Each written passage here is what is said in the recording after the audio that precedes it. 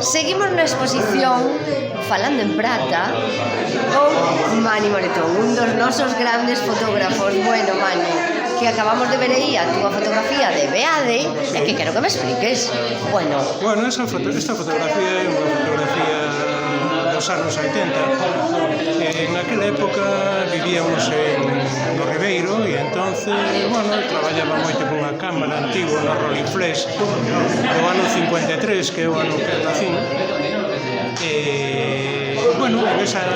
En ese é o forno do pobo e aí ás noites xuntábamos logo de espollocear para tomar aguardiente, unha tertulia típica. Entonces viñan, eu que sei, era media dúcia de personas, o forno era da Vitoria, a panadeira encantadora, e o seu home era novo, non bebía, probaba o viño frotando as mans só. Fíxate que cousa. Facía así, e logo viña tamén un señor maior, o Juan, o Lesmias, outro que era Álvaro Peixe. Ali todo o mundo tiña alcune, non? Sí. E eu era tamén ali, eu chamome Juan Manuel, pero ali chamábame Juan, o sea que nin era, siquiera era Mani, era Juan, sí.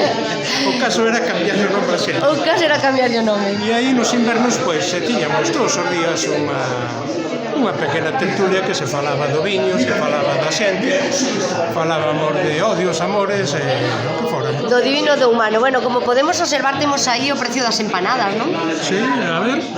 Temos aí unha empanada. Empanadas, 1 kilo 160 pesetas. 1 kilo 160 pesetas. Como cambiou o conto, Sí. Como cambiou o conto. A verdade é que sí, hoxe por 160 pesetas, que é un euro escaso. Sí, a verdade é que Ni siquiera parcas en esta ciudad. Sí, ni siquiera parcas. Así que un recordo que nos tras a todos do teu queridísimo Beade, non, Mani? Sí, na época aquela, cando traballábamos con este tipo de cámaras que eran tan bonitas. Además, eu sempre tive unha especial cariño por as cámaras fabricadas en a guía Maquibus, fabricada no ano que eu nací, o 53. Fíxate. Sempre buscaba cámaras que tuveran os orígenes, non? Entonces na guía Maquibus, por o número de serie, máis ou menos acertan, entonces sempre tuve esa debilidade. Fantástica.